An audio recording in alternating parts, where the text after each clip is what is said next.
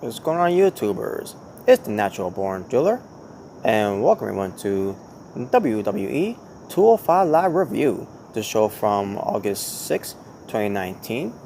Your commentators were Vic Joseph, Nigel McGuinness, yes, the returning Nigel McGuinness, and Aiden English. And they were in Detroit, Michigan.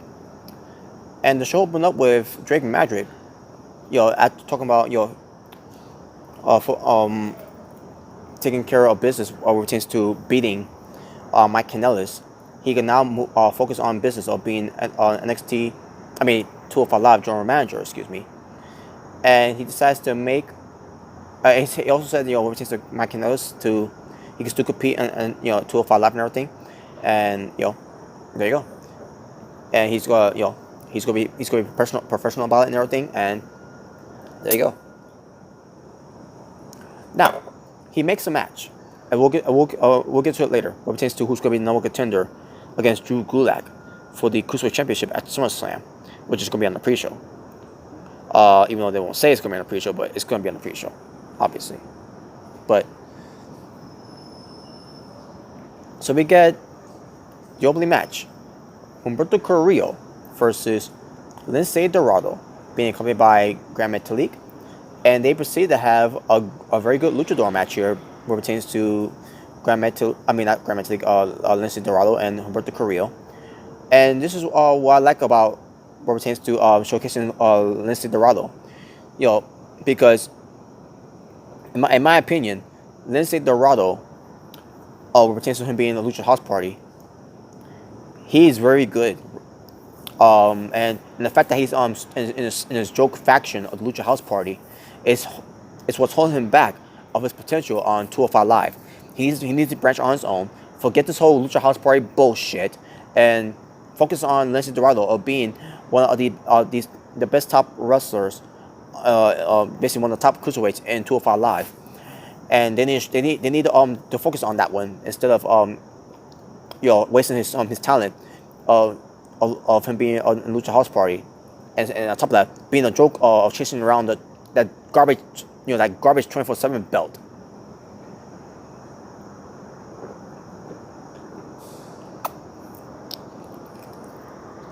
I mean, he's fucking good. Do something with him as a singles wrestler. Let him branch on his own.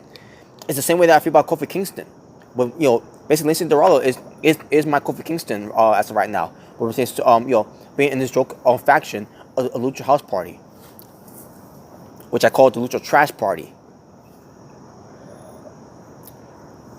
Lince Dorado just showcased how good he can be, especially wrestling guys on a luchador in this match against Humberto Carrillo. They're both good, and they showcase it right here. Now, unfortunately, ended by a double countout. Humberto Carrillo didn't make it on time, so Humberto Carrillo, decided to put his frustration on the both Lince Dorado and Gran Metalik by launching himself over the top with a Tope con Hilo, and taking them both out to end the segment, and that was it. We get a promo from Tony Nese, which was a good promo.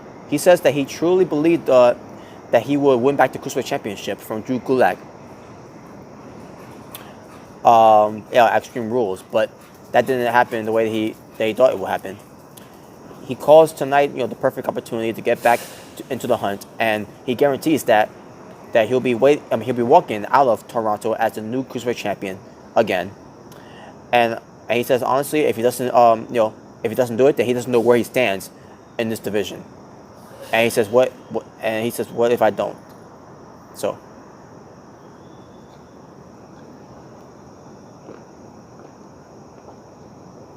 And we'll get to more of that when we get to the main event. We see Lince Dorado backstage. He's trying to recuperate after his match against Humberto Carrillo. Also, Ariel Daivari shows up, and he tells Lince Dorado that he understands why he did what he did.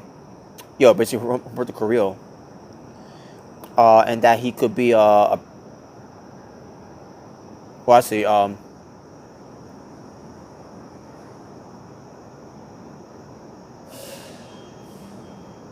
Yeah, so Art Davari tells him that he understands what he did, um, and he could understand to be the breakout star of the Lucha House Party, and that's exactly what I'm talking about. That's exactly what I mean by Lince Dorado. He is the breakout star. He can be the breakout star of the Lucha House Party, and WWE needs to consider that. Or, and obviously, it's not going to mean anything on the main roster, but on 205 Live, it means something to me. So they need to get him away from Kalisto and Grand Metalik League, and be done with this whole Lucha joke party.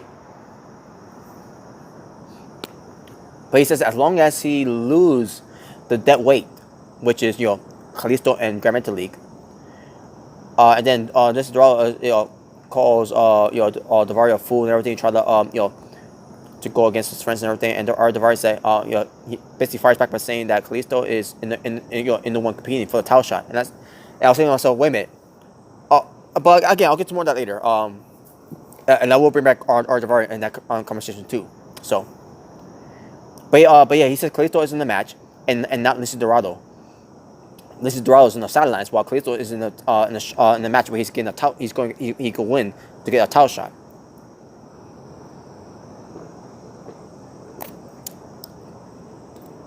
And he tells Dorado that if he wins the title for SummerSlam, which he's talking to himself, Ari Daivari, saying that if he wins, that he could give Lince Dorado the first shot of the title.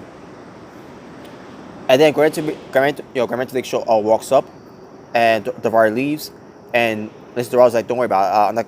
I didn't listen to what he's saying, and blah blah blah." So, there you go. All right, main event time. So here's where the guys that were in the main event. So Drake Madrick opened up the show. He announced that for the first time ever on 205 Live, a 6-pack challenge. It was going to be Kalisto versus Jack Gallagher, Tony Nese, Ari Daivari,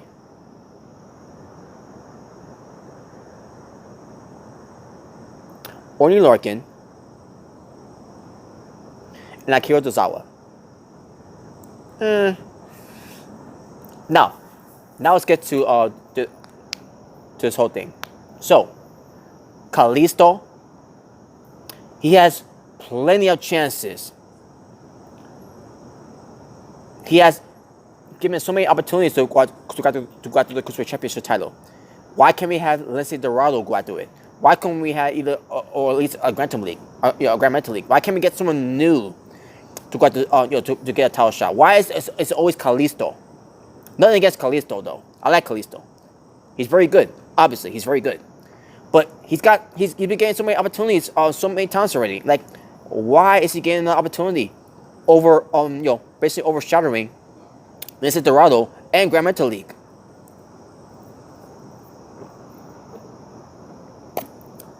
He's the only one that's getting the title shot.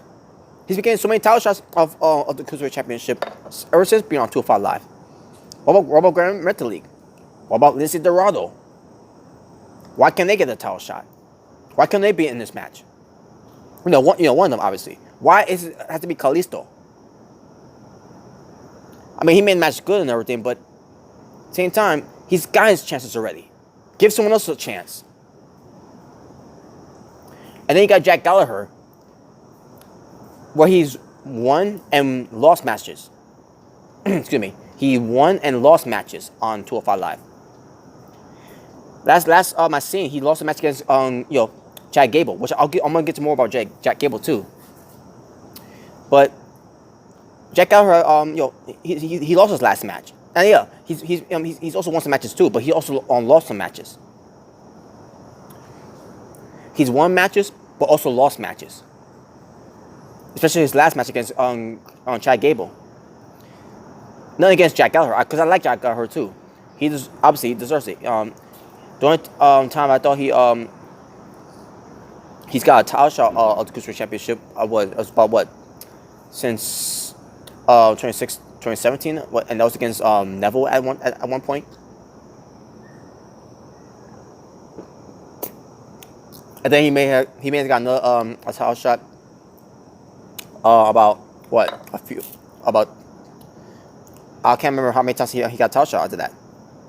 But in a way, the point is Jack Gable, I mean Jack Gallagher, excuse me.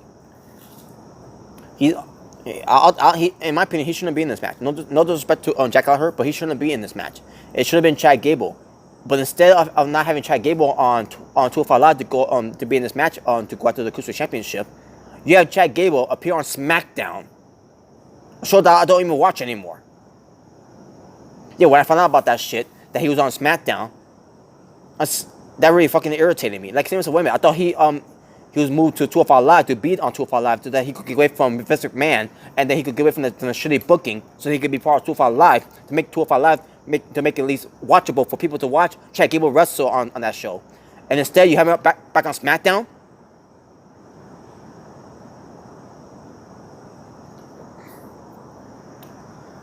Tony Nese, he deserves to be in this match because he has a pleasing argument to be in this match. Former Cruiserweight champion and everything. He wants to prove himself. Especially that promo he cut earlier on that night too.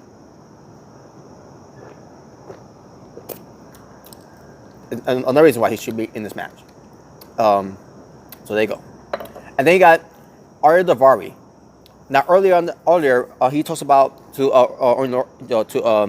Lindsay Dorado that he was telling him that he got in this match because he demanded it and everything. I said to myself, okay, so because you demanded it by Drake, Drake Maverick, you've been added to the match, even though you lost a lot of matches, like from Ori Lorcan, from Lindsay Dorado, he lost matches.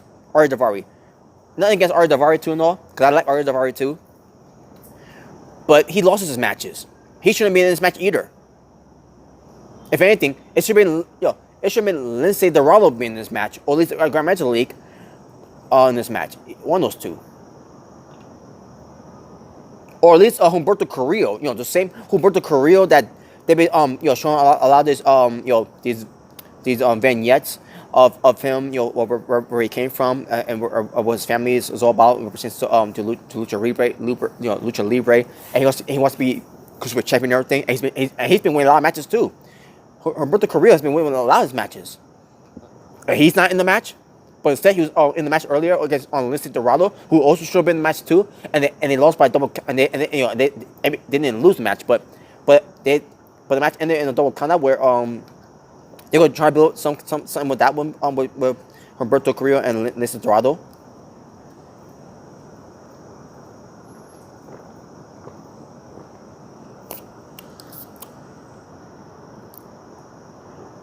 Ori Lorcan, on the other hand, he deserves to be in this match because he has been winning winning matches. He's been built up too properly in a way too. And then you got Arya Daivari, who's got a kind of pleasing argument too and all that. In a way, but I'm getting tired of Arya Daivari. Akira Tozawa. I meant to say Akira Tozawa. He got a pleasing argument to be in the match too. But at the same time, I'm kind of tired of seeing Akira Tozawa being in the match where he's going to get a title shot and then he doesn't, and he barely wins it. And even when he does win it, he doesn't win the belt anyways.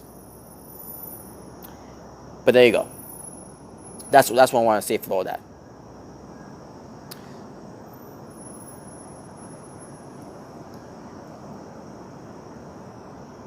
Now, as far as the match was, all these guys were fantastic in this match. Kalisto was doing his thing. Jack Gallagher was doing his thing. Tony Nese was doing his thing. Arya Daivari was doing his heel thing, but he was still ended up being pretty good in the match too. Ori Lorcan, he was being all smash mouth and everything. Akira Tozawa was pretty damn good in this match too. They all were doing a splendid job in this match.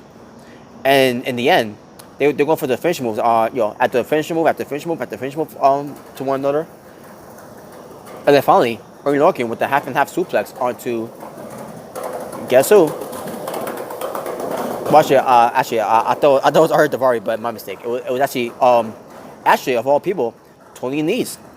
Tony Nese took the half and half suplex from Ori Lorcan, which is Ori Lorcan's finishing move, and Ori Lorcan gets the 3 count in the win, so you're a winner. And new number one contender to face the WWE Cruiserweight Champion against Drew Gulak at SummerSlam, which is going to be on the pre-show.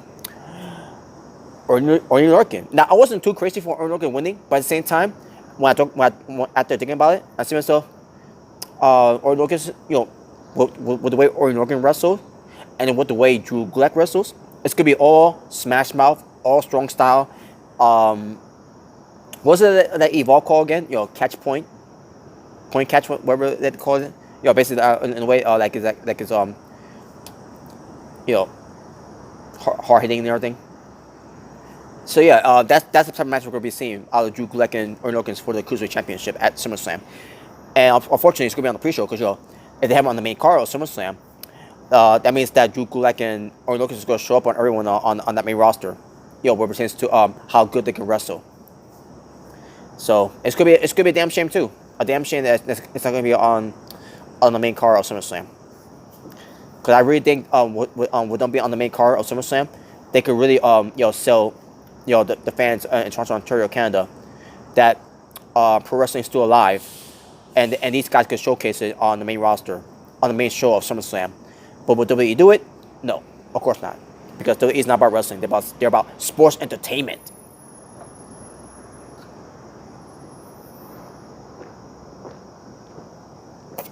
Ridiculous.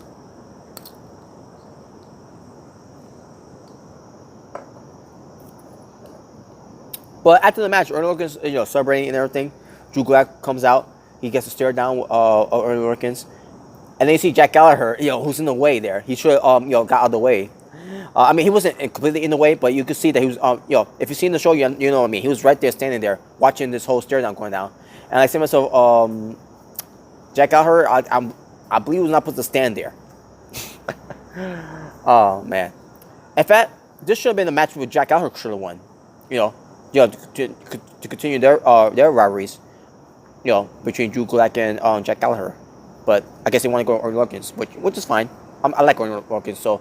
Like I said, I wasn't too crazy that he won, but still, he's a good candidate to face Drew Gulak for the title, and I think he could both of them obviously can carry the match by doing what they can do and let them go all out in that match. So, but yeah, that was basically a stare down between the two, and that's how they end the show. That's the way to build up their match at SummerSlam, which is going in the pre-show though. But there you go, folks. So talking about wrestling for 205 Live from August. What day was it again? August 6th it was? Yes. August 2019. 2 matches and my overall scoring for the show. Excuse me. I'm gonna go 6 out of 10. And by the way, what pertains to this WWE 205 Live show, this was the Go Home Show edition. What pertains to going to WWE SummerSlam 2019. So that being said, thank you all for watching. For It's a Natural Born Driller. Saying peace on the streets. For this was your WWE 205 Live review. Until next time, take care.